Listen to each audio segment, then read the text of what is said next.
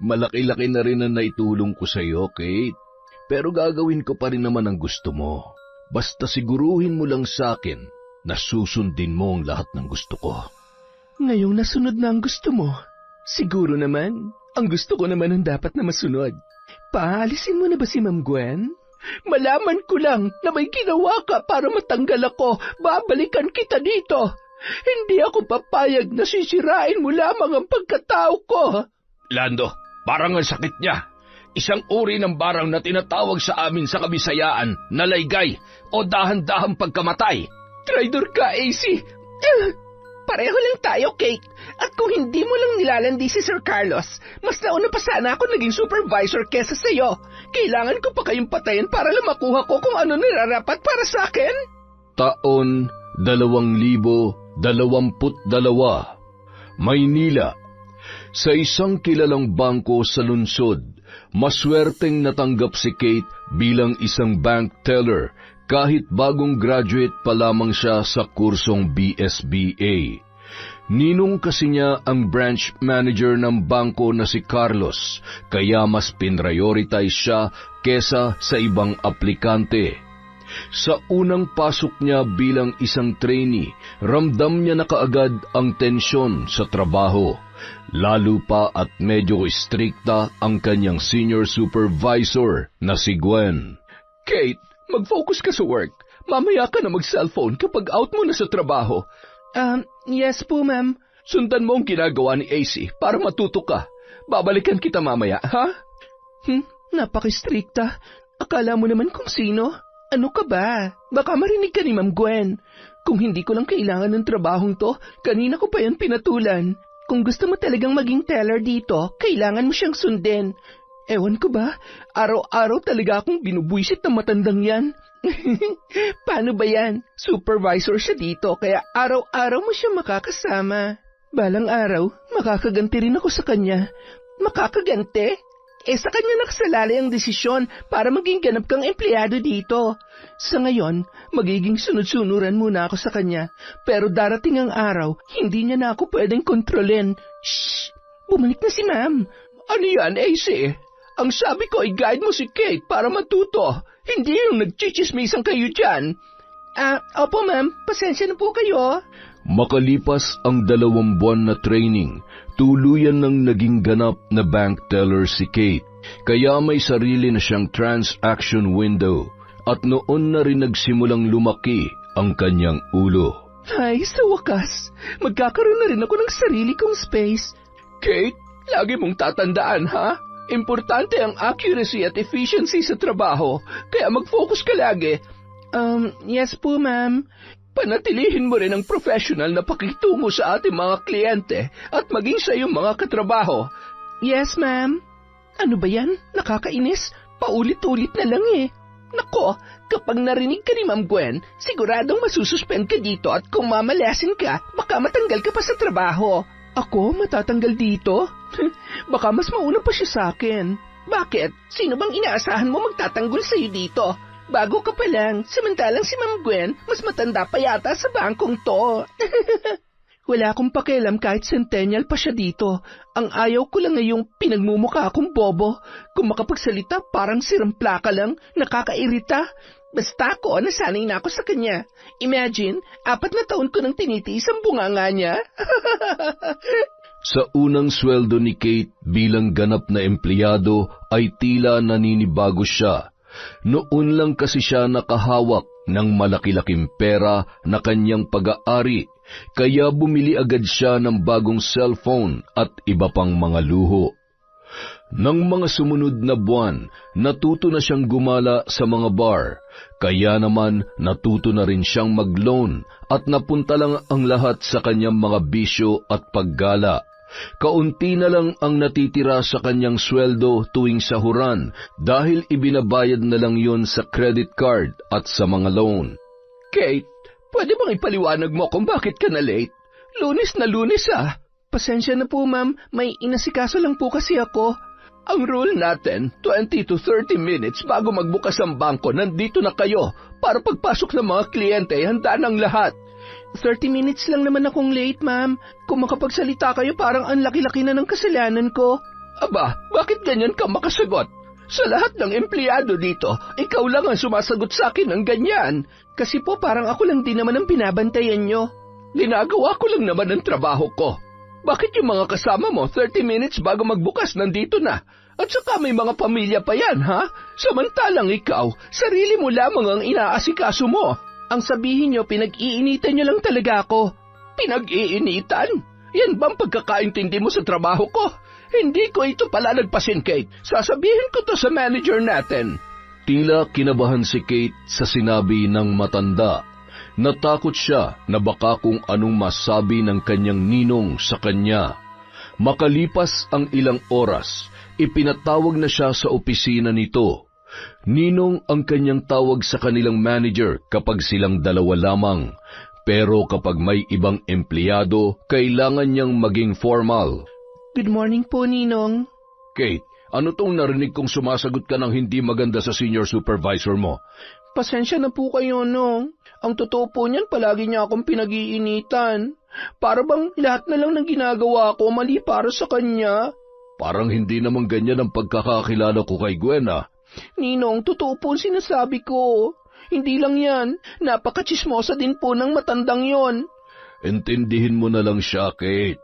Ganyan talaga siguro kapag tumatanda na. Pero mabait yan si Gwen.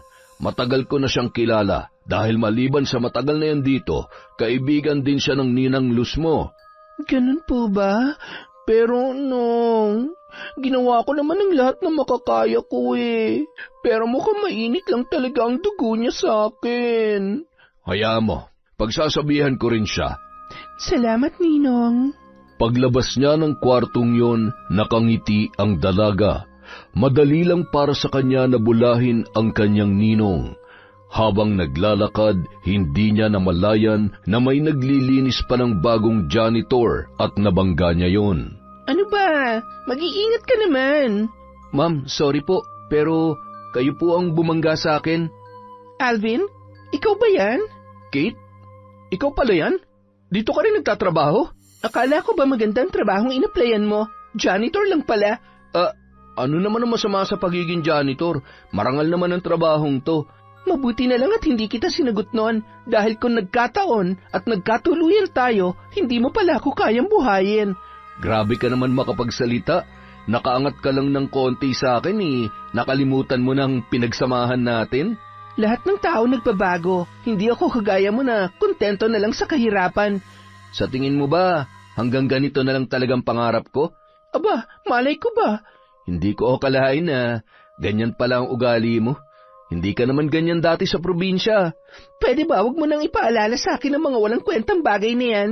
At saka, wag ka rin umusta na close tayo dito ha? Nakakahiya sa mga kasama ko. Naiintindihan mo? Masama ang loob ni Alvin habang tinitingnan ang kababatang dalaga na umalis. Nagustuhan niya yon dahil nung nasa probinsya ay simple lamang si Kate. Hindi niya akalain na malaki na ang ipinagbago nito simula nang makapagtapos at nakapagtrabaho. Pagbalik ni Kate sa kanyang table, nakatingin naman ang lahat ng kanyang mga kasamahan.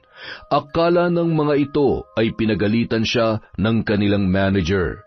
Tiningnan naman niya ang mga ito isa-isa pagkatapos ay tinaasan ng kilay. Ano? Masarap ba mapagalitan ni Sir Carlos? Excuse me, hindi ako pinagalitan, no? Kunwari ka pa, walang lumalabas sa kwartong yan na masaya matapos may report ni Ma'am Gwen. Kahit ilang beses niya pa akong ipatawag doon, hindi ako natatakot.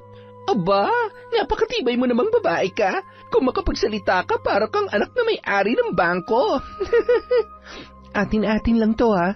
Ninong ko kasi yan si Sir Carlos at siya din na nagpasok sa akin dito. Talaga? Kung ganun, malakas ang kapit mo dito. Talaga? Tingnan mo, makakaganti din ako sa matandang yan. Oy, wag mo nang patulan yung matanda. Gaga ka talaga. Basta, pagsisisihan niyang ginagawa niya sa akin. Mabuti na lang nauuto ko si Ninong, kaya hindi niya ako pinapagalitan. Wala namang ginagawang masama si Ma'am Gwen. Trabaho niya ang bantayan ang mga trabaho natin. Teka nga, AC, kanino ka ba kumakampi? Kay Ma'am Gwen o sa akin? Siyempre sa'yo, simula ngayon, ikaw na ang BFF ko dito. Beshi na tayo, ha? As you wish, Beshi. At sinisiguro ko sa'yo na hindi ka nagkamali ng kinakampihan. Isang araw, biglang nagpatawag ng meeting si Sir Carlos dahil sa mga problema na kinakaharap ng kumpanya. Ginamit naman ni Kate ang pagkakataong yun upang magpakitang gilas sa kanyang ninong. Good afternoon, everyone. Kumusta kayong lahat? Ang tatalakayin natin ngayon ay tungkol sa mga mahalagang issue na may kinalaman sa ating bangko. Nais kong mas maging mahusay pa ang ating serbisyo para sa ating mga kliyente. Kung meron man kayong suggestion o ideas, pwede niyo yung sabihin sa akin ngayon. Siguro, sir, kailangan natin dagdagan ng insurance offer natin para mas ganahan ng ating mga kliyente. Pwede, maganda yan. Pag-isipan nating mabuti ang mga idadagdag natin. Ano pa? Ikaw, Gwen, may naiisip ka ba? Sir, ang gusto ko lamang po ay panatilihin natin ang maayos na komunikasyon sa ating mga kliyente at mga katrabaho. Hindi yung ugaling kalye ang ipinaiiral natin. Tama, importante talaga yan. Ang maayos na relasyon sa bawat isa. Besh, mukhang pinariringgan ka yata ni Miss Gwen, ah. Oo nga eh, nakakainis talaga yung matandang yan. Ano pa? Ikaw, Kate. Sir, sa halip na i-baby natin ang mga kliyente natin, bakit hindi na lang tayo maglagay ng mga online digital platforms para mas easy na lang sa ating mga kliyente na mag-transact gamit ang cellphone para sa convenience na rin nila? Wow, very good, Kate. Napakagandang idea. Mabutit na isip mo yan. Tumaan na kasi tayo sa pandemic, sir, kaya kailangan nating maging handa. Teka lang, Kate. Parang sinasabi mo na rin na magbabawas tayo ng mga empleyado dahil sa mga online services na yan. Well, ganun talaga. Magtatanggal tayo ng ibang clerk at teller, pero magdadagdag naman tayo ng mga digital banking team tulad ng IT specialists, data analysts, at iba pang experts sa computer technology. Wow, napakagaling, Kate. Sir, hindi naman sa hindi ako sang-ayon sa suggestion ni Kate, pero ang sakin lang, wag naman sana tayong magtanggal ng mga empleyado. Gwen, kung kinakailangan natin magbawas at magdagdag ng bago, wala tayong magagawa. Kapakanan ng bangko ang priority natin. Sa panahon kasi ngayon, kailangan natin ng mga bagong empleyado na kayang sumabay sa bagong henerasyon, dahil kung hindi, mapag-iiwanan tayo ng ibang bangko. Tama ka na naman. Kaya kung ano man ang magiging desisyon ng kumpanya, huwag kayong mag-alala dahil babayaran naman ng bangko ang inyong mga serbisyo. Lihim na napangiti si Kate sa kanyang narinig. Alam niyang kung may matatanggal man sa trabaho, ay sisiguruhin niya na si Gwen yun at ang iba pang kaedaran ng kanilang supervisor. Maliban sa wala yung alam sa bagong teknolohiya, mas malakas ang kapit niya sa kanilang boss.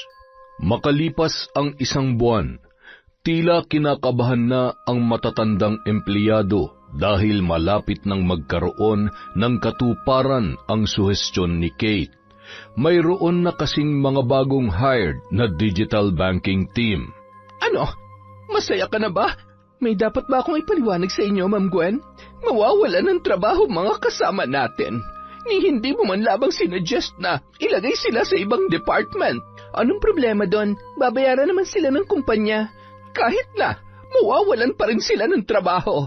Naaawa ka sa kanila? Hindi mo pa nga alam kung pati ikaw ay kasama sa mga matatanggal. At bakit naman ako matatanggal? Dahil wala ka ring alam sa makabagong teknolohiya, kaya huwag kang mag-expect na mananatili ka pa rito. Alam mo, parang nahahalata na kita, ha? Sabihin mo nga ang totoo, Kate. Interesado ka ba sa posisyon ko? Well, kung papalarin, bakit hindi? Mas mataas na posisyon, mas malaki ang sweldo. Samantalang ikaw, ewan ko lang kung saan ka pupulutin pagkatapos nito. Ang kapal talaga ng pagmumukha mong babae ka. Bago pa man mangyari ang gusto mo, sinisiguro kong ikaw ang unang matatanggal dito dahil dyan sa ugali mong bastos. Hintayin mo lang ang rekomendasyon ko sa itaas. Tingnan na lang natin. Hanggang sa dumating na ang itinakdang araw na isakatuparan na ang online digital platforms sa kanilang bangko. Nagpatawag muli ng meeting si Carlos para sa formal announcement kung sino ang matatanggal sa trabaho. Binasa ito ng lalaki at 4 na empleyado ang natanggal, ngunit hindi kasama roon si Gwen. Dahil sa announcement na yon, hindi naging masaya si Kate. Ang gusto niya kasing mangyari ay si Gwen ang matanggal sa trabaho. Kaya hindi siya tumigil na gumawa ng paraan upang mapaalis ang babae. Nagkusa siyang pumasok sa branch manager's office para kausapin ang kanyang ninong. Oh, Kate, may problema ba? Alam mo, Ninong, kung wala lang akong loan, mapipigilan talaga akong mag-resign dito. Bakit? May problema ka ba sa trabaho dito? Hanggat nandito kasi si Ma'am Gwen, hindi talaga ako napapanatag eh. Palagi kasi niya akong pinag-iinitan. Parang ngayon ko lang narinig na may attitude si Gwen sa mga empleyado Pero baka lang naman may problema siya. Ewan ko sa kanya, Ninong. Sa akin lang din naman siya gumaganyan. Simula kasi nung nagsuggest ako about sa online digital system, mas pinag-iinitan niya pa ako lalo. Hayaan mo, kakausapin ko siya. Ninong, wag na. Baka sabihin niya, sumisip-sip lang ako sa'yo. Kung ganun, paano natin malulutas ang problema ninyo? Dapat talaga, isa sa amin ang maalis dito. Hayaan mo, Ninong. Kapag nabayaran ko ng mga loan ko, magkukusa na lamang akong umalis. Ay, matagal na kasing nagtatrabaho dito si Gwen, kaya mahihirapan akong paalisin siya. Bukas na lang siguro tayo mag-usap, Kate, ha? Sumasakit ang ulo ko Teka po, Ninong. Mamasahihin po kita. Naku, wag na. Nakakahiya naman. Kahit umayaw si Carlos, ay pinilit pa rin ni Kate. Paraan niya yun para mas lalo pa niya makuha ang loob ng manager. Agad siyang pumwesto sa likuran nito habang yun ay nakaupo. Hindi na rin umalma ang matanda dahil sa sarap ng hagod na dumapo sa kanyang noo. Habang nakikiramdam, naamoy naman niya ang nakakahalinang pabango ng dalaga na pumukaw sa kanyang pagkalalaki. Sarap mo naman magmasahe, Kate. Ninong, nakapag-aral din kasi ako ng massage therapy noon. Kaya pala. May masakit pa ba, Ninong? Teka, isali ko na rin pati balikat mo para mas lalo kang ma-relax. Yan. Ang sarap, Kate. Talaga po, Ninong? Oo, siya nga pala. Ano nga pala yung sinasabi mo kanina? Nahihirapan nga po akong makisama kay Ma'am Gwen. Sige. Hayaan mo. Gagawan natin ang paraan. Basta huwag ka lang mag-resign. Okay? Opo, Ninong. Kayo po ang nagpapasok sa akin sa trabaho kaya susundin ko po ang mga sasabihin ninyo. Mabuti naman at masunurin ka sa akin. Siyempre naman, ninong kita Kaya pakikinggan talaga kita.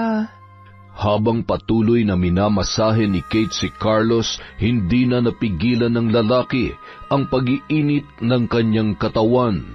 Tila may nabuhay na pagnanasa sa kanyang isipan, lalo pat ramdam na ramdam niya ang malambot na kamay ng dalaga at ang malusog na dibdib nito na minsan ay tumatama sa kanyang likod. Maya-maya pa, hinawakan niya ang kamay ni Kate at humarap siya rito. Bakit po, Ninong? Pwede bang sa dibdib ko naman? Ha? Baka po, Ninong, matagalan pa tayo. Mapapagalitan na naman po ako ni Ma'am Gwen. Sige na, ako nang bahala sa kanya. Tatawagan ko siya mamaya. Maging ang department head ay tatawagan ko rin. Walang makakagalaw sa iyo rito habang nandito ako, ha? Salamat po, Ninong. Dito sa kanang dibdib ko, yan. Ha? Sige na, Kate. Ang sarap mo kasi magmasahe, kaya lubos-lubusin mo na. Sige po, Ninong. Ang sarap mo humagod, Kate. Yan, ibaba mo pa ng konti. Dito po? Napansin ng dalaga na tila hindi na normal ang pinapagawa sa kanya ni Carlos, lalo na't napapansin niya na nakatuon ang mga mata nito sa kanyang dibdib. Pero dahil may kailangan siya, ay sinunod niya na lang ang lahat ng gusto ng kanyang ninong. Ilang sandali pa, nagulat na lang sila nang biglang bumukas ang pintuan. Papasok sana ang janitor para maglinis sa opisina ni Carlos, ngunit nabigla ito sa kanyang nadatnan. Bakit hindi ka kumakatok? Bastos ka! Sorry po, sir. Sa susunod matuto kang kumatok. Naintindihan mo? Opo, sir. Pasensya na po. Hindi ko sinasadya. Babalik na lang po ako mamaya. Hindi na. Unahin mo na lang sa paglilinis yung CR. Opo, sir. Siya nga pala, huwag mong bibigyan ng kahulugan yung nakita mo ngayon, ha? Ang totoo niyan, inaanak ko tong si Kate. Kaya minamasahin niya lang ako dahil sumakit ang katawan ko. Opo, sir. Naiintindihan ko po yun. Ninong, tapos na po. Babalik na po ako sa trabaho. Salamat, Kate. Eto, tanggapin mo to bilang pasasalamat ko sa'yo. Naku, wag na po, Ninong. Sige na, tanggapin mo na. Para naman may allowance ka pa. Alam kong konti na lang ang naiiwan sa sweldo mo at kapag kulang pa yan, bumalik ka lang dito, ha? Tila nabuhayan ng loob si Kate nang makita ang 3,000. Ang totoo kasi niyan, nahihirapan na talaga siyang isurvive ang kanyang pangangailangan sa araw-araw dahil sa dami ng kanyang salary deduction. Samantala, pagbalik ng dalaga sa kanyang table ay sabay-sabay naman siyang pinagtinginan ng kanyang mga katrabaho, lalo na si Gwen na nasa supervisor's desk. Inisnab lamang niya ito para asarin. Para sa kanya, wala siyang pakialam sa iisipin ng kahit na sino man. Beshi, ano tong nababalitaan ko na? Lagi ka raw pumapasok sa opisina ng boss natin. Ano naman ang masama doon, Besh?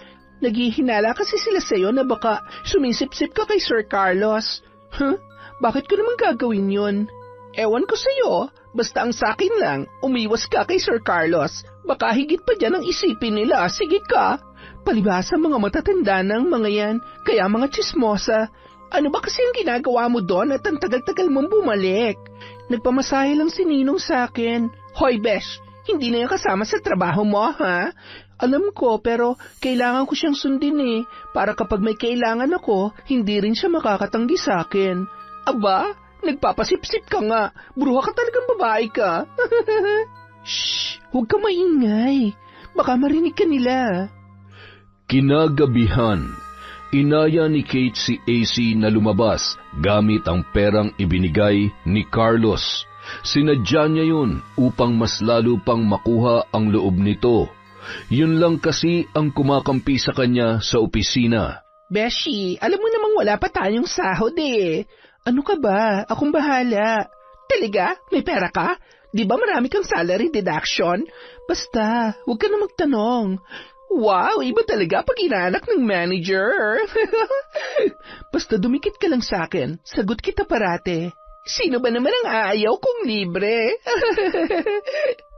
Halos madaling araw nang umuwi ang magkaibigan.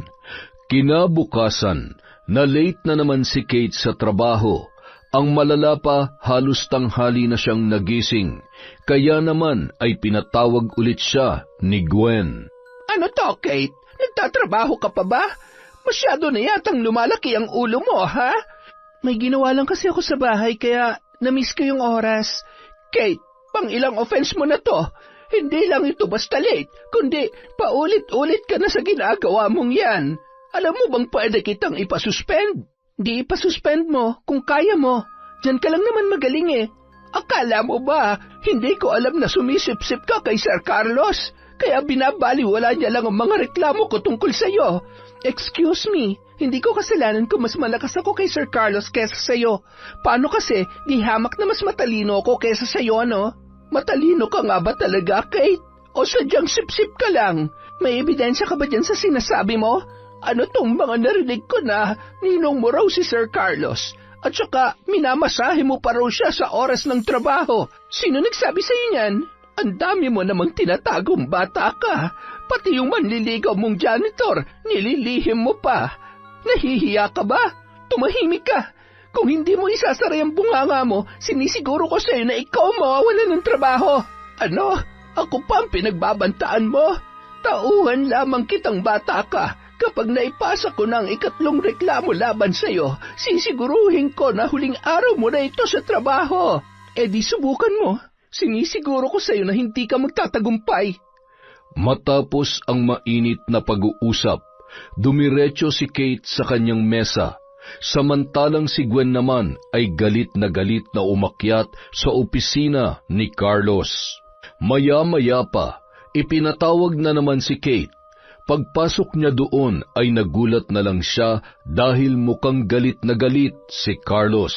Ninong, pasensya na po. Sabi ko naman sa inyo, hindi talaga kami magkakasundo ni Ma'am Gwen eh. Nalate lang naman ako ng kaunti tapos galit na siya sa akin. Hindi yan ang ikinagagalit ko, Kate. Ang gusto kong malaman ay kung totoo bang manliligaw mo yung janitor. Nako, matagal na po yun, Ninong. Kababata ko kasi yun sa probinsya. Pero pati ba naman yan sinabi ni Ma'am Gwen sa inyo? Wala siyang kinalaman dito. Kung ganun, paano niyo po nalaman? Basta nalaman ko lang. Bilang ninong mo, hindi ako pumapayag na makipagrelasyon ka dyan sa janitor na yan, ha? Opo, Ninong. At saka, hindi rin ako pumapatol sa janitor lang, no? Mabuti naman kung ganon. Simula ngayon, ayaw ko na makikipag-usap ka sa kanya. Naintindihan mo? Opo, Ninong. Basta sinabi mo po, susundin ko. Very good. Ano, may allowance ka pa ba dyan? Ang totoo nga po niya, Ninong. Konti na lang po ang pera ko eh. Sinabi ko naman sa iyo na magsabi ka lang kaagad sa akin. Kaso, nahihiya po ako, Ninong eh. Ano ka ba? Eto 5,000. Gamitin mo yan sa pangangailangan mo, ha? At kapag pinatawag kita dito sa opisina ko, pumunta ka kaagad, okay? Opo, Ninong. Ninong, sigurado po ba kayong sa akin na tong 5,000? Bakit? Mukha ba ako nagbibiro? Ang swerte ko naman talaga sa inyo, Ninong. Hindi lang yan ang makukuha mo sa akin, Kate. Kapag sinunod mo lahat ng gusto ko, lahat ng kailangan mo, ibibigay ko sa'yo. Kahit pa tungkol kay Ma'am Gwen? Basta, sabihin mo lang. Napansin ng dalaga ang kakaibang titig ng kanyang ninong sa kanya. Tila may nais itong ipahiwatig, ngunit binaliwala niya lamang yun dahil sa kanyang matinding pangangailangan. Ang labis na gumugulo sa kanyang isipan ay kung paano nito nalaman ang tungkol kay Alvin. Maging si Gwen ay may mga nalalaman na rin tungkol sa kanya. Samantala, pagbalik niya sa kanyang pwesto ay matalim naman siyang tinitigan ni Gwen. Akala kasi nito ay pinagalitan siya ng husto ng kanilang manager. Ano? Uulit ka pa ba? Ano bang pinagsasasabi mo dyan? Kung ako sa'yo, mag-resign ka na bago ka pa matanggal. Baka ikaw ang dapat na unang mag-resign bago pa kita papalitan sa pwesto mo. Kilala ako ni Sir Carlos. Alam niya ang performance ko kumpara sa yung bago pa lamang na lumalaki na agad ang ulo. Well, tingnan na lang natin. Sige, tingnan natin. Alam mo bang nakapagpasa na ako ng recommendation para tanggalin ka? At pirmado na yon ng department head, kaya mag-alsabalutang ka na. Tinawanan lang ni Kate ang matanda, kaya mas lalo yung nagalit. Pagka-out nila sa hapon, pinuntahan agad ni Kate si Alvin upang sumbatan. Ang kapal naman ang mukha mong ipagkalat naman niligaw kita. Bakit ko naman gagawin yun? Kung hindi mo ginawa, paano nalaman ni Ma'am Gwen at nakarating pa kay Sir Carlos? My God, nakakahiya ka. Grabe ka naman, Kate. Sobra-sobra mo na ako minamaliit. Akala mo ba talaga hanggang ganito na lamang ako? Nagsisikap rin naman ako. Basta wag ka na lang lalapit sa akin dahil kahit anong mangyari, hindi ako papatol sa janitor lang. Wow, Kate, narinig ko yun ah. Akala mo naman kung sino kang makapagsalita. Bakit ka ba nakikialam? Kung hindi ka lamang sip-sip, matagal ka nang wala rito. Kaya huwag ka magmamalaki. Tutal nakikialam ka naman, ang mabuti pa, kayo na lang ang maging magjowa. Mukha namang mas bagay kayo eh, gurang at janitor. Bastos ka talagang bata ka. Napakasama talaga ng ugali mo, Kate. Diyan na nga kayo, mga wala kayong kwenta. Kinabukasan, bago pa man magbukas ang bangko, ay nilibre ni Kate ang kanyang mga kaopisina ng food packs gamit ang perang ibinigay sa kanya ni Carlos. Sinadya niya yun upang makuha ang loob ng kanilang mga kasama at kampihan siya laban kay Ma'am Gwen. Anong kadramahan nito, Kate? Ma'am Gwen, nandyan ka pala. Sorry ha, nakalimutan kita. Hindi tuloy kita na libre. Gusto mo sa'yo na lang tong pagkain ko? Salamat na lang.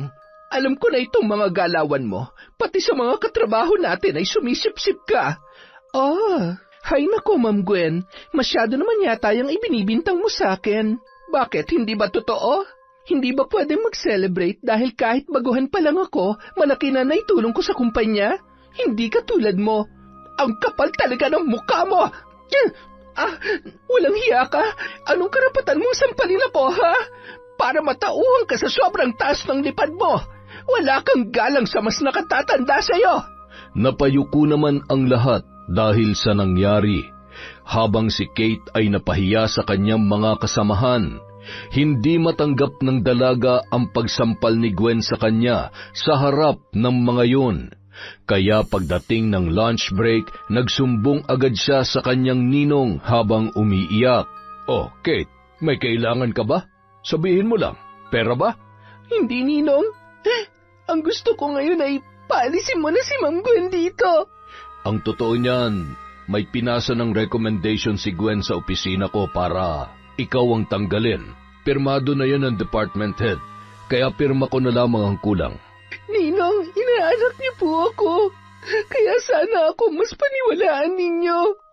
Gagawin ko po ang lahat ng gusto ninyo. Gusto mo bang tanggalin ko siya rito? Agad-agad? Opo, Ninong. Sinampal niya ako sa harap ng office mates namin. Di ba nangako kayo sa akin na gagawin yung lahat ng hihilingin ko? Malaki-laki na rin ang naitulong ko sa iyo, Kate. Pero gagawin ko pa rin ang gusto mo. Kapag napatunayan mo sa akin, nasusundin mo ang lahat ng gusto ko. Anong gusto mong gawin ko, Ninong? Sabihin mo lang. Lumapit si Carlos sa dalaga. Hinawakan yun sa pisngi at tinitigan mula ulo hanggang paa. Tila nakuha naman ni Kate ang gusto ng matanda, kaya umatras siya ng bahagya. Ngunit hinila siya ni Carlos at pilit na niyakap at hinalikan. Huwag po, Ninong! Akala ko ba gagawin mo lahat ng gusto ko? Bakit parang ayaw mo? Ninong, hindi po ganito ang ibig kong sabihin. Marami na ako naitulong sa iyo, Kate. Kaya oras na para pagbayaran mo lahat ng yon. Ninong, wag po. Bitawan niyo ako, please. Akala mo ba hindi ko alam ang mga ginagawa mo? Kung hindi dahil sa akin, matagal ka na natanggal dito. At ngayon, ako lang ulit ang makakalutas ng problema mo. Kaya pumayag ka na. Ninong, pakiusap. Huwag mong gawin to. Ninong, wag. Hindi kita pinipilit, Kate. Bibigyan kita ng isang araw para magdesisyon. Mamili ka. Matatanggal ka sa trabaho o ipopromote kita bilang supervisor. Hindi ko akalain na magagawa niyo sa akin to, Ninong. Dahil binigyan mo ko ng dahilan. Labis-labis na mga hiningi mo sa akin. Sa tingin mo ba tutulungan kita ng walang kapalit? Nang makatsyempo si Kate, agad siyang lumabas ng opisina at nakasalubong naman niya si Alvin sa labas. Kate, ano nangyari sa'yo? Wala. Huwag mo akong kausapin. Kate, magsabi ka ng totoo. May ginawa ba sa'yo si Sir Carlos? Problema ko na to, kaya huwag kang makialam. Gusto lang kitang tulungan. Pwede ba lumayo ka sa akin? Wala ka rin naman may tutulong dahil isa ka lang hamak na janitor. Napansin ni Alvin na tila may masamang nangyari sa dalaga. Kahit lagi siyang iniinsulto noon, ay tahimik pa rin niya yung sinusubaybayan. Hindi pa rin maalis sa kanya ang pagmamalasakit kay Kate na dati niyang hinahangaan. Samantala, pagbalik ng dalaga sa opisina ay nakatuon na naman sa kanya ang mga mata ng lahat ng kanyang mga kasamahan. Besh, anong balita? Kinakabahan ako para sa iyo, Besh, ayoko matanggal sa trabaho. Saan ako kukuha ng mga pangangailangan ko? Baon na ako sa utang. Akala ko ba malakas ka dun sa ninong mo? Oo nga, pero kasi pinagkaisahan na ako ni Ma'am Gwen at ng department head natin Sabi ko naman sa iyo hindi mo kaya yan si Ma'am Gwen kasi dito na yan tumanda. Paano yan, Besh? Paano ka na? Gagawin ko to ng paraan, Besh. Hindi ako papayag na matanggal dito. Anong paraan? Wala ka ng oras dahil ang dinig ko hanggang bukas ka na lamang daw dito sa office. Hindi yan mangyayari. Kung akala nila wala akong magagawa, nagkakamali sila. Dahil gagawin kong lahat, wag lang sila magtagumpay sa pagpapabagsak sa akin. Ano naman ang magagawa mo? Parang tapos na ang usapan. Hindi ako papayag, Besh. Besh, saan ka pupunta? Kakausapin ko ulit ang ninong ko. Dahil gustong manalo ni Kate sa laban, napilitan siyang bumalik sa opisina ni Carlos. Napangiti naman ang lalaki nang siya ay makita roon. Walang anumang salita, lumapit siya sa kanyang ninong at inialay ang kanyang sarili. Siniil siya ng halik ng kanyang ninong hanggang sa napasandal siya sa mesa. Mabilis nitong ginawa ang kanyang kagustuhan at nagtagumpay sa kanyang inaanak. Grabe yun ah. Napaligaya mo ako sa araw na ito, Kate. Ngayong ibinigay ko na ang gusto mo, gagawin mo na ba ang gusto ko? Paalisin mo na si Ma'am Gwen. Dahil nakuha ko ng gusto ko, ibibigay ko naman ang gusto mo. Aasahan ko yan, Ninong, ha? Hindi lang yan. Ikaw ang ipapalit ko sa posisyon niya, kaya hindi ka magsisisi na ginawa mo to. Ninong, wag mo akong bibiguin. Huwag ka mag-alala, marunong akong tumupad sa usapan. Nabuhayan naman ang dalaga sa sinabi ng kanyang ninong. Bago pa man lumabas ng opisina, humirit pa ng isa ang kanyang manager. Sa pagkakataong yun, mas matagal, mas mapusok at mas agresibo. Wala nang nagawa si Kate dahil ang kapalit noon ay ang tagumpay niya laban kay Ma'am Gwen. Pagtingin niya sa kanyang orasan, halos 20 minuto ang lumipas, kaya dali-dali siyang bumalik sa kanyang upuan. Besh, kumusta? Anong balita? Malalaman mo rin, Besh. Alam mo bang galit na galit si Ma'am Gwen sa'yo? Sa halip na maging masunurin ka raw, mas lalo pa raw lumaki ang ulo mo. At bakit naman ako susunod sa kanya? Para hindi ka na niya ipatanggal dito sa kumpanya. Kung akala niya, luluhod ako sa kanya, nagkakamali siya. Besh, ako ang kinakabahan para sa iyo eh. Kahit sino pa siya, Besh, hindi ako papayag na hindi ako makakaganti. Dahil sinampal niya ako, higit pa sa sampal ang ibabalik ko sa kanya. Naku, bilib na bilib talaga ako sa fighting spirit mo, Besh. Tingnan na lang natin kung sino magugulat. Kinabukasan, rinig na rinig ni Kate ang mga bulong-bulungan na huling araw na raw niya sa trabaho.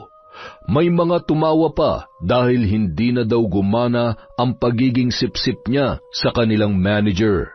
Bago pa man sila umuwi sa hapon, ipinatawag si Gwen sa manager's office. Batid ng lahat na magdadala ito ng impormasyon pagbalik. Ilang sandali pa, nagulat na lang sila nang bumalik si Gwen na umiiyak. Ma'am Gwen, ano pong nangyari? Nang dahil dyan sa kasipsipan ng kaibigan mo, natanggal ako sa trabaho. Teka, bakit ako? Nagmamaang-maangan ka pa? Alam kong ikaw lang naman lagi ang kausap ng boss natin. Excuse me, wala akong alam sa mga sinasabi mo. Huwag mo akong sisihin sa mga kapalpakan mo. Sabihin mo na ang totoo, Kate. Ano na naman kasinungalingan ang sinabi mo kay boss para mabaliktad ako? Wala akong ginawa, ah. Siguro natauhan lang si Sir Carlos dahil mas may pakinabang ako kesa sa'yo. Sinungaling ka. Tigilan mo na ako. Mas mabuti pang umalis ka na dito dahil hindi ka na empleyado sa bangkong ito. Walang hiya ka, Kate. Malaman ko lang na may ginawa ka para matanggal ako. Babalikan kita dito. Hindi ako papayag na sisirain mo lamang ang pagkatao ko. Umiiyak habang nagliligpit ng kanyang mga gamit si Gwen. Sa edad na 60, higit 30 taon na rin siyang naninilbihan sa bangko, kaya talagang hindi niya matanggap ang pagkakatanggal sa kanya. Lihim namang napangiti si Kate dahil nagkaroon na ng katuparan ang kanyang mga plano. Kinabukasan, nagpadala naman ng memo si Carlos na may nakalagay na pagtatalaga kay Kate bilang isang supervisor. Epektibo mismo nung araw na yun. Pirmado yon ni Carlos at ng mga nakatataas na siyang ikinagulat ng lahat. Wow, Besh! Ikaw ng bagong supervisor namin. Sabi ko naman sa'yo, diba? Akalain mo, wala ka pang 1 taon dito tapos supervisor ka na? Ano to, himala? Well, hindi lang yan, Besh. Kapag nakuha ko pa yung mas gusto kong posisyon, sisiguruhin ko sa'yo na ikaw ang papalit sa akin bilang supervisor. Wow, iba ka talaga, Besh. Ang taas-taas talaga ng pangarap mo. Hangang-hanga naman ako sa'yo. Nabalitaan naman ni Alvin ang pagkakatanggal kay Gwen at ang pagpalit ni Kate sa posisyon nito.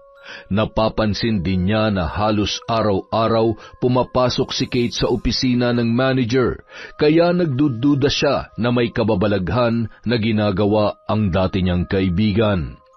Isang araw, umakyat na naman si Kate sa opisina ni Carlos. Nang makita yun ni Alvin, ay sinadya niyang sundan ang dalaga. Pagdating sa may pintuan, sinubukan niyang buksan ng bahagya ang pinto. Nagkataon naman na nakalimutan nila yung ilak, kaya nasaksihan ni Alvin ang kahalayan ng magninong. Hindi napigilan ng binata ang pagtulo ng kanyang mga luha, kaya napasandal na lamang siya sa pader. Paglabas ni Kate, nagulat yon nang makita si Alvin. Alvin, kanina ka pa ba dyan? Oo, Kate. Kanina pa ako rito. Walang hiya ka? Ikaw ang walang hiya. Napakababoy mo. Hindi ko akalain na magagawa mo yan dahil lang sa posisyon. Kapag nalaman to ng tatay mo, sigurado ako nasasama ang loob nun.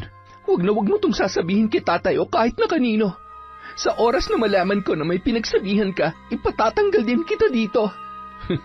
Diyan ka lang talaga magaling no, Kate? Anong Kate? Supervisor na ako ngayon, kaya mamang itawag mo sa akin dahil mas naging malayo pa ang agwat natin. Naintindihan mo? Napailing na lamang si Alvin sa sobrang pagmamataas ni Kate. Makalipas ang ilang araw ay bigla na lang napasugod ang asawa ni Carlos sa kanyang opisina. Nagkataon naman na nandoon si Kate dahil pinatawag siya ng kanyang boss. Akmang naglalampungan ang dalawa, kaya ganun na lang ang kanilang pagkagulat. Tama nga ang balitang nakarating sa akin. Mga walang hiya kayo! Mga traidor! Magkabilang sampal ang dumapo sa muka ng dalaga. Pagkatapos ay sinabunutan siya ni Luz nang walang pakundangan. Inawat siya ni Carlos, ngunit hindi nagpatinag ang asawa hanggang sa hindi nakukontento. Ninang, please! Tama na po! Luz, ano ka ba naman? Tama na yan! Napakababoy niyo, magninong! Mga traidor kayo! Makikipaghiwalay na ako sa iyo, Carlos. Magsama kayo ng babae mong malandi. Pero itong tandaan niyo, hindi kayo magiging masaya. Luz, sandali lang. Pag-usapan muna natin to. Luz! Hindi pinakinggan ni Luz ang mga paliwanag ni Carlos. At bago yun umalis, sinabi niya na porsigido siyang makipaghiwalay sa kanyang asawa. Labis naman ang pagtataka ng dalawa kung sino ang nagsumbong kay Luz, dahilan kung bakit bigla yung napasugod. Ang unang pumasok sa isipan ni Kate ay si Alvin, kaya naman ipinatanggal nila agad yon sa trabaho. Wala na ba talaga kayong magawang mabuti? Kundi ang magtanggal ng empleyado? Alam namin na ikaw ang nagsumbong kay Ninang Luz. At bakit ko naman gagawin yon? Kahit ganito lang ako, hindi ko ugaling magkalat ng chismis. Huwag ka na magmaang-maangan pa, Alvin. Ikaw lang ang may alam ng lahat. Ako? Hindi niyo ba alam na pinag-uusapan na kayo ng lahat ng empleyado? Lahat dito nagdududa na sa inyo. Imposible yan. Kung may narinig man sila, siguradong galing lang sa'yo. Kaya mabuti pa mawala ka na rin dito. Problema ka lang sa mga plano ko. Pagsisisihan yung pagtanggal niyo sa akin dito sa kumpanya dahil inalis niyo na rin ang kabuhayan ko. Higit pa dyan ang magiging karma ninyo.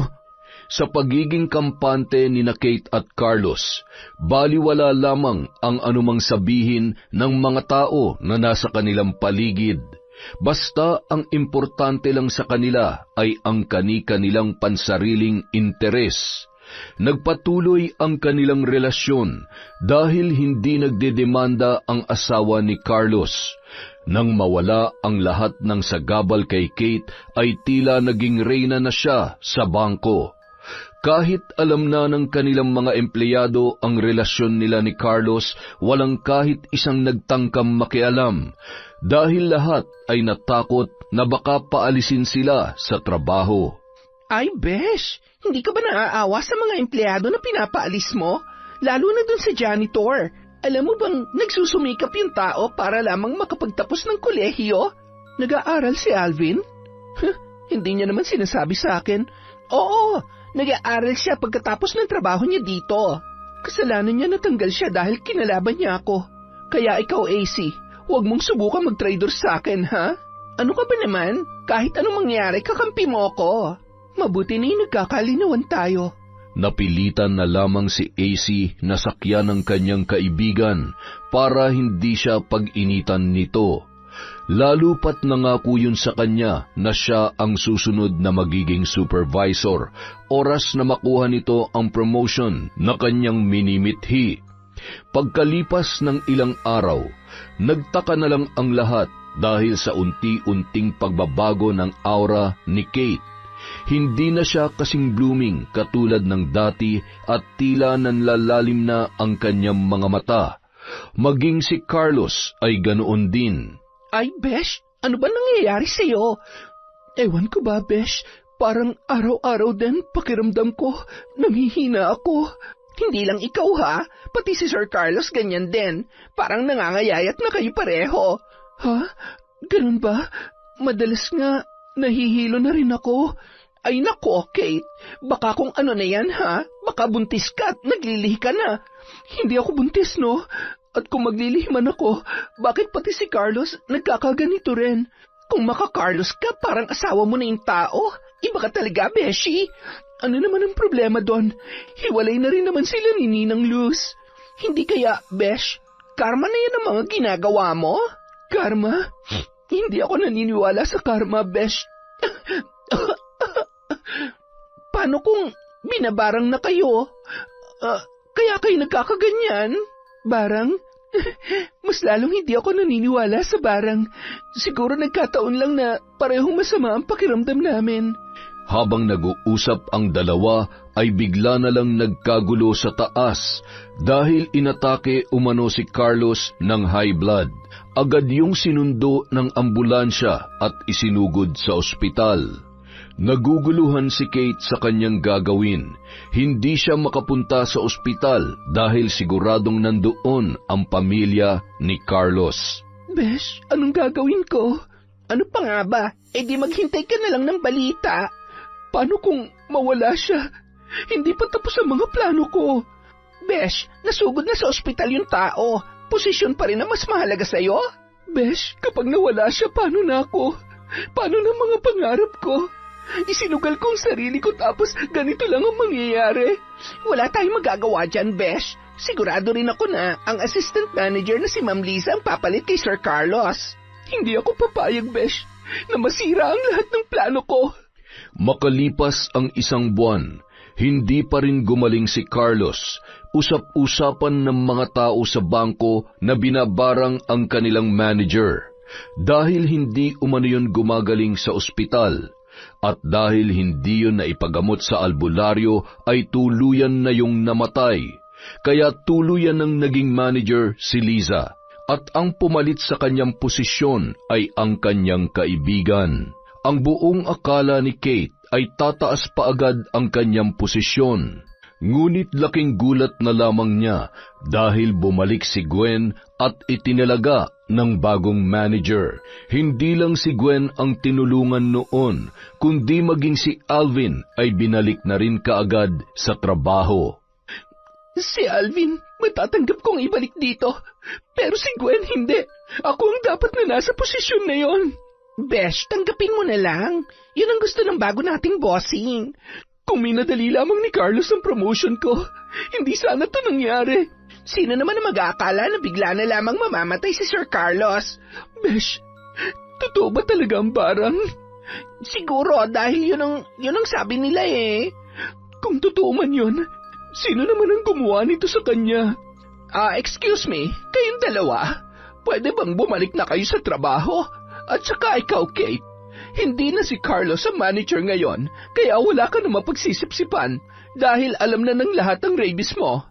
Walang hiya ka. Siguro ikaw ang nagpabarang kay Carlos para makabalik ka dito. Wala akong kinalaman sa sakit ni Sir Carlos at kung binarong man siya, dahil yan sa mga kagagawan ninyo. Kung hindi ikaw, sino? Sa dami ng taong naagrabyado ninyo, ako lang ba ang pinagdududahan mo? Imposible namang si Ninang Luz, hindi niya yan magagawa sa kanyang asawa. Kung ako ang asawa ni Carlos, hindi lang si Carlos ang ipapabarang ko, kundi maging ikaw, dahil walang kasing kapal yung pagmumukha mo. Ilang sandali pa, naramdaman ni Kate na bigla na lamang nanghina ang kanyang katawan. Nangangayayat na kasi siya at nanghihina na rin ng sobra ang kanyang pakiramdam. AC, tulungan mo ako. Nahihilo ko. Besh, magpadoktor ka na lang kaya para naman maalagaan ka doon. Namumutla ka oh. Tingnan mo, pawis-pawisan ka na rin. Hindi, Besh. Kailangan ko magtrabaho dahil alam kong hinahanapan lamang ako ng butas ni Ma'am Gwen para matanggal ako dito. Besh, ang tanong, kaya mo pa ba magtrabaho? Kakayanin ko. Kailangan ko magtrabaho, Besh. Sige, ikaw ang bahala. Basta ako concerned lang ako sa'yo, ha? Ang hindi alam ni Kate ay naghihintay lamang si AC na umalis siya sa trabaho dahil alam nitong siya na ang susunod na papalit sa kanyang kaibigan bilang supervisor. Hindi kasi alam ni Kate na palihim na sumisipsip si AC kay Gwen at sa bago nilang manager. Ilang sandali pa, tuluyan nang nahimatay ang dalaga sa kanilang opisina, kaya mabilis itong isinugod sa ospital. Mabuti na lamang nandoon si Alvin, kaya agad niyang tinawagan ang tatay ni Kate sa probinsya para ipaalam ang sitwasyon ng anak nito. Alvin, ano nangyari kay Kate? Mang Lando, bigla na lang po siyang nahimatay. Bakit hindi niya sinasabi sa amin na meron pala siyang sakit? Hintayin na lamang po natin ang sasabihin ng doktor. Sa ngayon po, babalik na lang muna ako sa trabaho. Bibisitahin ko na lang po kayo mamaya. Sige, Alvin. Salamat sa pagsama dito sa anak ko sa ospital, ha? Walang anuman po. Kaibigan ko po siya, kaya dapat lang na tulungan ko siya. Sige, ako nang bahala sa kanya. Salamat, mag-iingat ka. Samantala, natupad naman ang pangarap ni AC na maging pansamantalang supervisor habang wala pa si Kate. Makalipas ang 1 linggo, hindi pa rin gumagaling ang dalaga sa ospital. Naubos na ang perang naipon ng kanyang ama, kaya napagdesisyonan nito na ilabas na lamang si Kate at dalhin na lang sa kapitbahay nilang albularyo sa kanilang probinsya. Ay, Diyos ko, mabuti na lang at inilabas mo siya sa ospital at inuwi mo siya dito, Lando. Bakit, Mang Carding? Ano ang sakit ng anak ko? Ay nako, barang ang sakit niya. Isang uri ng barang na tinatawag sa amin sa Kabisayaan na laygay o dahan-dahang pagkamatay. Unti-unti siyang mangangayayat hanggang sa maging butot balat na lamang.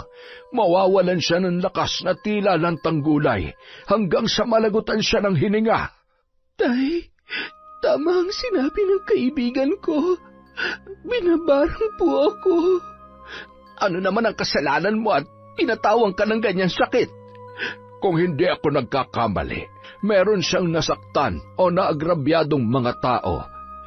Tama po kayo, Mang Carding. May mga nagawa po akong kasalanan. Mang Carding, pakiusap. Tulungan niyo po ang anak ko. Huwag ka mag-alala, Lando. Kayang-kaya ko siyang pagalingin. Nagsagawa ng sagradong ritual ang matanda. Nag-usal ng hindi maunawa ang salita upang kontrahin ang barang na nasa loob ng katawan ni Kate. Maya-maya pa, may lumabas na mga bakukang sa iba't ibang bahagi ng katawan ng dalaga, sa bibig, sa ilong at sa tainga na hindi maipaliwanag. Tay, natatakot ako. Saan galing ang mga insektong yan? Kumalma ka lang, anak. Magtiwala ka lamang kay Mang Karding. Matagal nang naninirahan sa iyong katawan ng mga insektong ito. Unti-unti ka nilang pinipinsala. Paano po kung bumalik sila sa akin? Bibigyan kita ng panangga. Huwag mong hubarin ito hanggat hindi ko sinasabi sa iyo. Mang Karding, sa tingin niyo po, sino ang gumawa nito sa anak ko? Hindi ko matutukoy, Lando. Pero kung totoong sinabi ng anak mo na may mga nasaktan siyang tao, siya lamang ang nakakaalam noon. Anak, ano ba ang mga nagawa mo habang nandoon ka sa Maynila? Tay, hindi ko pinag-iisipan ang mga ginagawa ko. Ang dami ko na po palang sinagasaang tao. Itong pananggang ibibigay ko sa iyo ay kaya kang depensahan sa anumang uri ng barang. Pero kung malakas ang ating kalaban, maaaring ito ay mabaliwala. Ibig bang sabihin ay hindi pa natin masisiguro ang kanyang kaligtasan? Tama ka, pero may paraan pa para tuluyan siyang bitawan ng taong nagpapabarang sa kanya. Ano po ang paraan na yon? Humingi ka ng tawad sa mga taong iyon na agrabyado. Pero hindi ko po alam kung sino sa kanila ang gumawa nito sa akin. Pasensya ka na, iha. Ang kakayahan ko lang ay manggamot. Hindi ko kayang hulaan kung sino ang gumawa nito sa iyo. Mag-ingat ka na lamang sa mga taong nasa iyong paligid. Opo, Mang Karding. Maraming salamat po.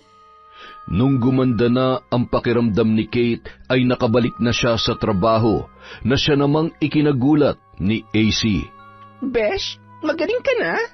Hindi pa masyado, pero salamat sa albularyo na gumamot sa akin dahil medyo umayos ng kalagayan ko. Anong sabi ng albularyo, Besh? Tama ang sinabi mo. Binarang nga ako. Dati ay hindi talaga ako naniniwala sa barang pero ngayong nangyari na to sa akin, naniniwala na ako. At sino naman daw ang gumawa nun? Hindi ko alam, pero ang sabi niya, humingi ako ng tawad sa mga taong naagrabyado ko para tuluyan na akong bitawan noon. Ganoon ba? So, anong plano mo ngayon? Kailangan kong puntahan si Ninang Luz. Hihingi ako ng tawad sa kanya. Tama. Maaaring siya nagpabarang sa inyo ni Sir Carlos dahil gusto niyang gumante. Pero sigurado ka ba talaga na kaya mong pumunta doon? Kahit saktan ako ng buo niyang pamilya, tatanggapin ko. Basta lang hindi ako mamatay. May mga magulang pa ako na naghihintay sa akin. Talaga, Besh? Gagawin mo yan? Oo, Besh. Dahil handa na ako magbagong buhay. Well, good luck sa'yo, Besh. Pagkatapos ng trabaho ni Kate sa bangko, naglakas loob siyang pumunta sa bahay ni na Carlos, ngunit hindi siya pinapasok doon. Ilang sandali pa, lumabas si Luz, ngunit hindi upang patawarin siya, kundi sumbatan. Ninang, patawad po. At kung kayo man po ang nagpabarang sa akin, sana po ay tigilan niyo na ako. Nagkamali po ako at nagsisisi na po ako sa mga nagawa ko. Pakiusap, ayaw ko pong mamatay katulad na nangyari kay Ninong Carlos. Nabigla naman si Luz sa kanyang narinig dahil bilang isang kasapi ng simbahan, hindi umano niya kayang magpahirap ng tao kahit pa sa nagtaksil niyang asawa. Kaya umuwi si Kate na nag-iisip kung sino nga ba ang bumarang sa kanila ni Carlos. Kinabukasan, naisip niyang kausapin si Gwen. Alam niyang malaki ang galit nito sa kanya, kaya posibleng ito rin ang nagpabarang sa kanilang dalawa. Ma'am Gwen, alam kong marami na akong naging kasalanan sa inyo. Nagsisisi na po ako at taus-puso po akong humihingi ng tawad. Mabuti naman at nakapag-isip-isip ka na. Siguro kung hindi ka pa nagkasakit, hindi ka pa rin marunong magpakumbaba hanggang ngayon. Ma'am Gwen, ang totoo po niyan, nalilito po ako kung sino ang nagpabarang sa akin. Ayaw ko pong mamatay katulad na nangyari kay Ninong Carlos. Batid ko po na hindi matatapos ito hanggat hindi ako napapatawad ng mga tao na nagawang ko ng kasamaan. Kung iniisip mo, Kate, na ako ang nagpabarang sa inyo ni Sir Carlos, nagkakamali ka. Hindi ko ugali ang manakit ng ibang tao katulad ng ginawa mo sa akin. Kung hindi po kayo, sino kaya? Galing na ako kina Ninang Luz at hindi rin siyang gumawa nito sa akin. Isipin mo kung sino pa ang mga taong may galit sa'yo. Ang hirap kasi sa'yo, Kate. Hindi ka lumalaban ng patas. Napayuko na lamang ang dalaga sa kanyang narinig.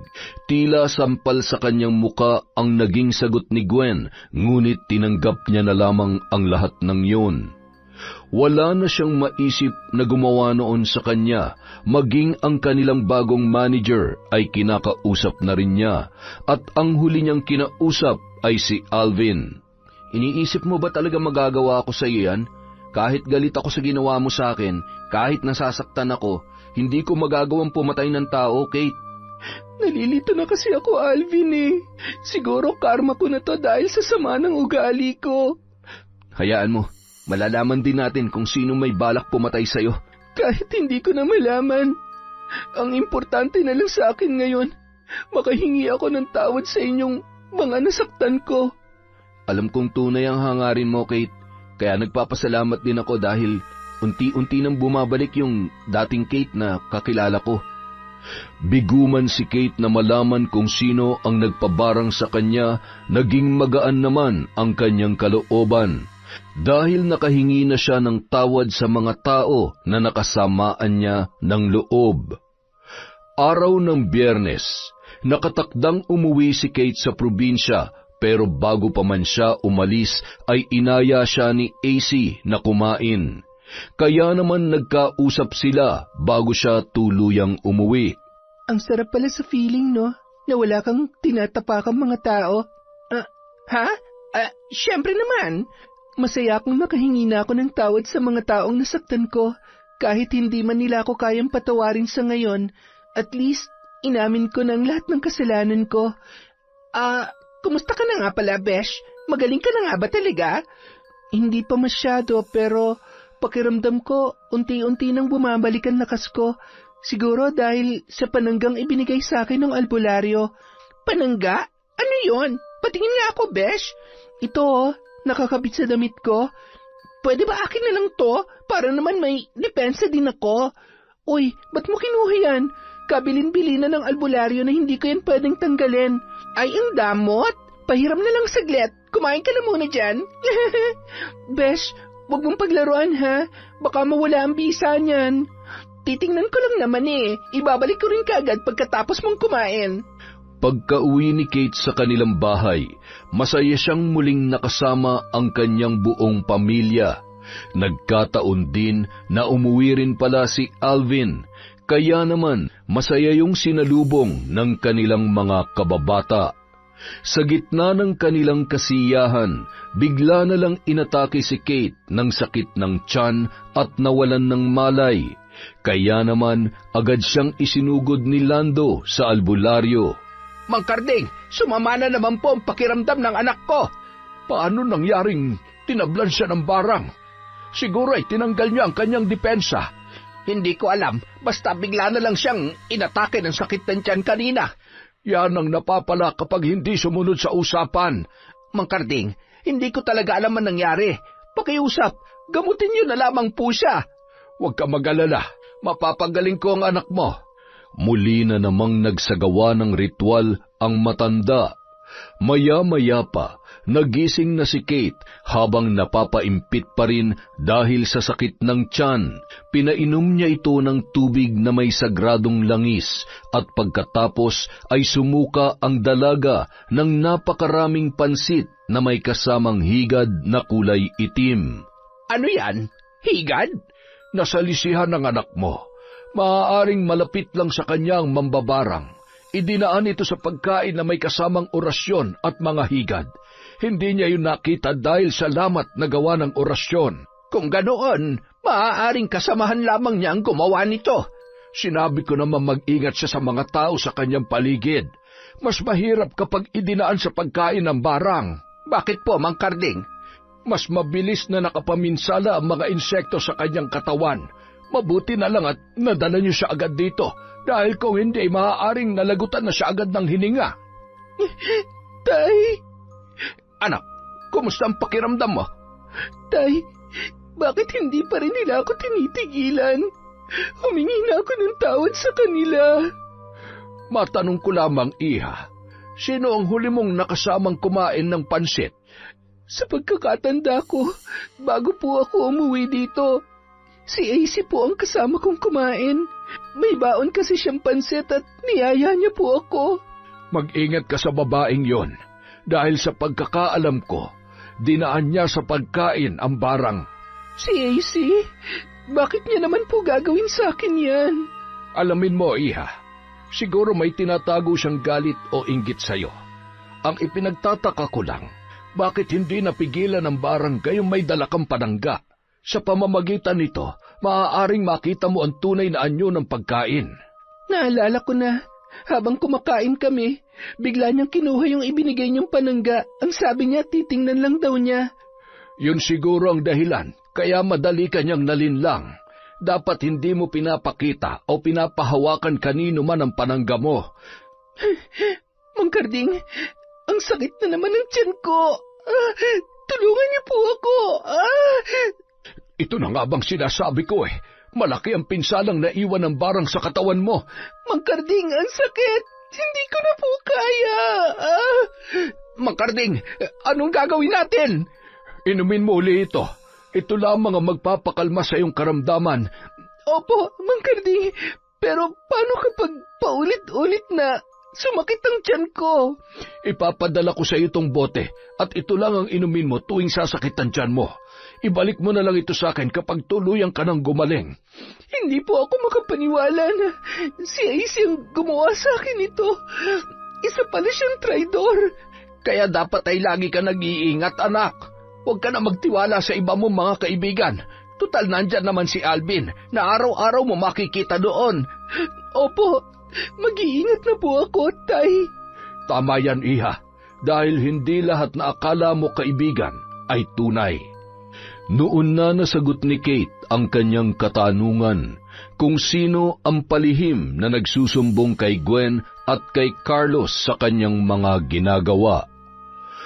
Araw ng Lunes, sabay na lumuwas sina Kate at Alvin sa syudad upang bumalik sa trabaho. Kahit may pabugso-bugsong pagsakit sa tiyan ni Kate, naaagapan naman yun agad kapag umiinom siya ng tubig na may langis. Naging mabait na rin siya kay Gwen at maging sa kanilang bagong manager na ikinatuwa naman ng mga yon dahil nagbago na ang dalaga. Samantala, hindi naman makapaniwala si AC na nakapasok na si Kate sa trabaho. Besh, kumusta? Akala ko hindi ka makakapasok ngayon. Paano mo naman nasabi yan, Besh? Wala naman. Wala naman pala eh. Siyempre, papasok ako dahil araw ng trabaho ngayon. Ay, oo nga naman pala, Besh. Bakit, Besh? Hindi ka ba masaya na nandito ako? Ano ka ba naman, Besh? Siyempre, masaya ako. Best friend kaya kita. Talaga? Best friend nga ba talaga ang turing mo sa akin? Bakit, Besh? Nagdududa ka ba sa akin? Bakit? May dapat ba akong pagdudahan? Besh, simula nun hanggang ngayon kakampi mo ako. Alam mo yon, di ba? Teka lang, masama na naman ang pakiramdam ko. Bakit? Anong nararamdaman mo, Besh? Sandali lang, iinom lang ako ng gamot. Sasamahan na kita, Besh. Hindi, wag na. Kaya ko na to. Dali-daling tumakbo si Kate sa comfort room at doon uminom ng tubig na may langis upang hindi siya makita ng kanyang mga kasamahan. Maya-maya pa, naagapan naman ang pananakit ng kanyang tiyan kaya bumalik na siya sa kanyang table. Ano, Besh? Kaya mo pa bang magtrabaho? Oo, Besh. Kayang-kaya ko. Tutal, hindi naman ako haharap sa mga kliyente.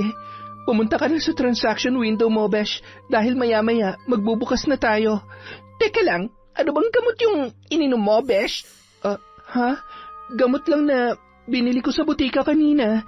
Ganoon ba? Hindi naniniwala si AC sa sinabi ni Kate, kaya nang makatsyempo ay hinalungkat niya ang bag ng dalaga at doon nakita niya ang isang bote ng langis na may kalakihan at agad niya yung kinuha.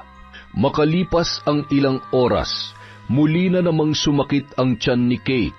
Tumakbo uli siya sa comfort room upang doon uminom ng langis, ngunit pagtingin niya sa kanyang bag ay nawala na yon. Maya-maya sinundan siya ni AC doon. May hinahanap ka ba? Ang gamot ko. Nasaan yung gamot ko? Ito ba ang hinahanap mo? Akin na yan, Besh. Paano yun napunta sa'yo? Siyempre, kinuha ko para wala ka nang maiinom. Hindi ako papayag, nagkagaling ka pa. Walang hiya ka. Akin na yan. Gumapang ka muna. Halikan mo ang mga pako at baka sakali magbago pang isip ko. Kahit mamatay ako, hindi ko yan gagawin. Pwes magdusa ka hanggang sa mamatay ka. Wala kang kwentang kaibigan.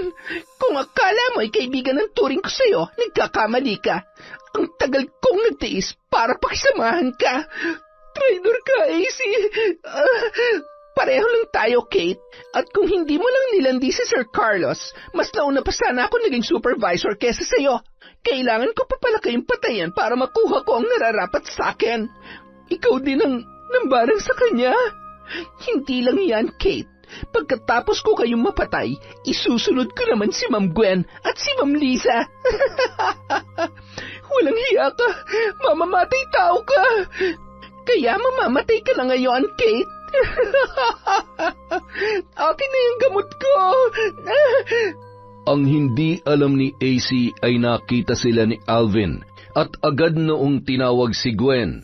Kaya rinig na rinig nila ang mga sinabi ng dalaga. Hindi lang yun, nakunan pa nila yon ng video kaya may pruweba sila na ipapakita sa kanilang manager. Nakita ni Alvin na hinablot ni AC ang panangga ni Kate at itinapon.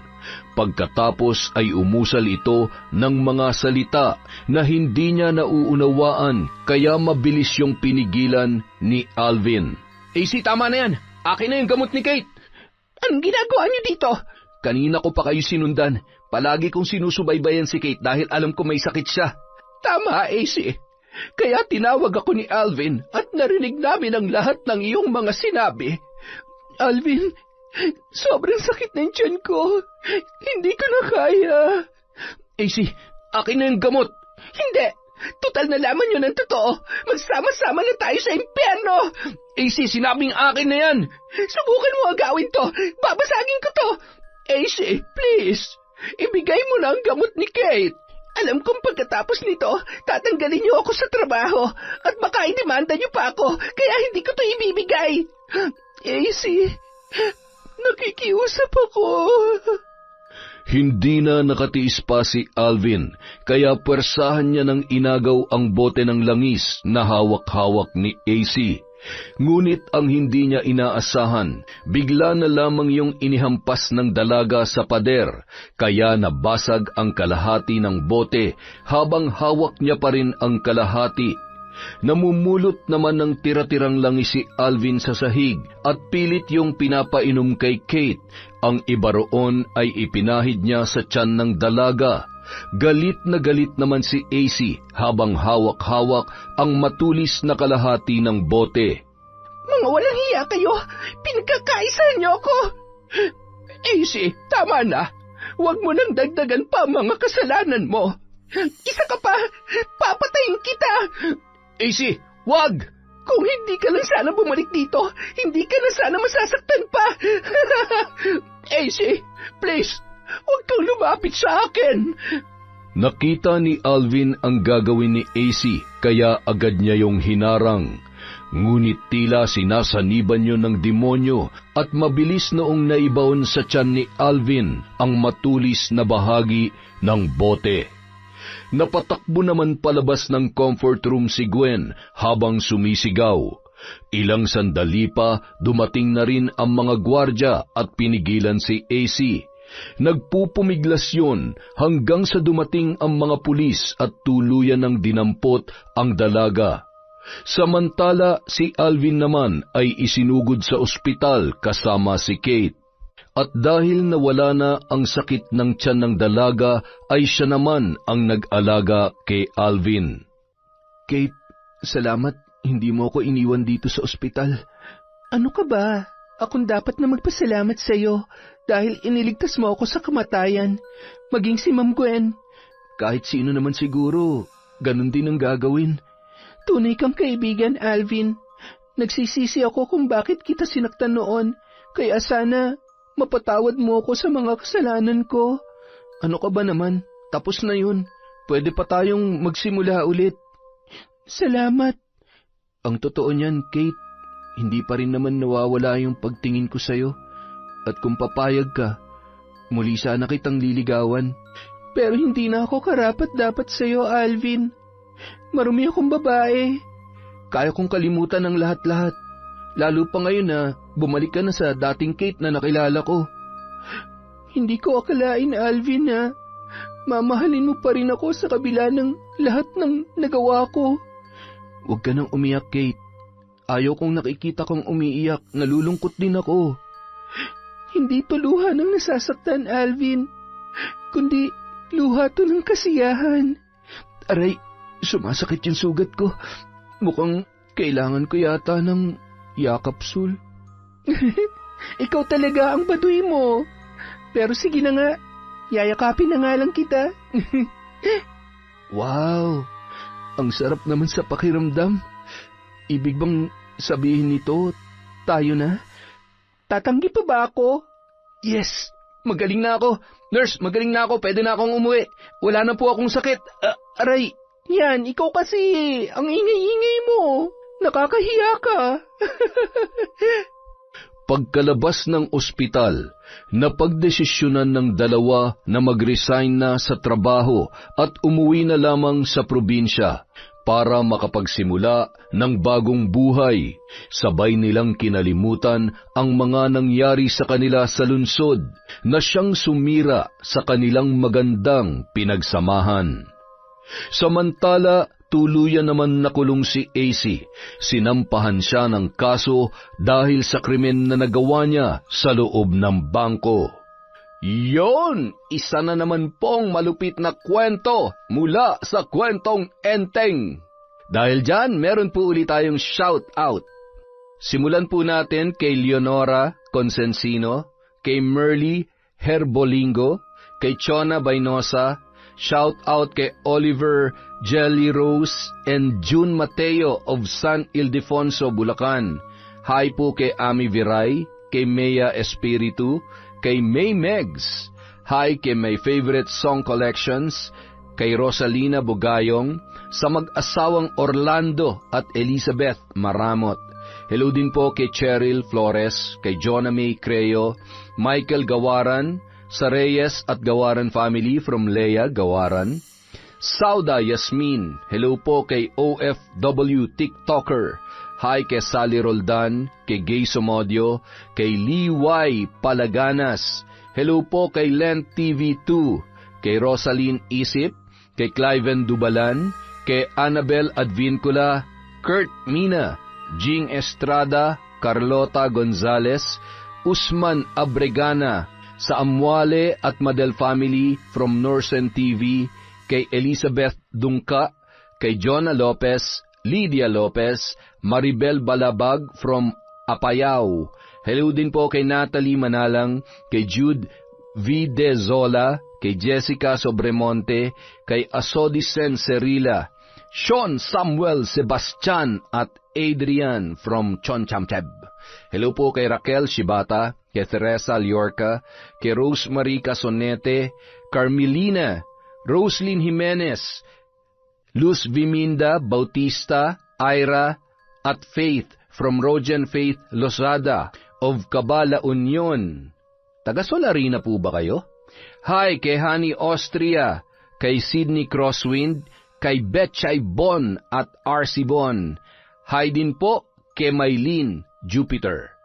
Maraming salamat po sa inyong lahat. Love na love po kayo ni Enteng sa walang sawa na pagsuporta sa Kwentong Enteng.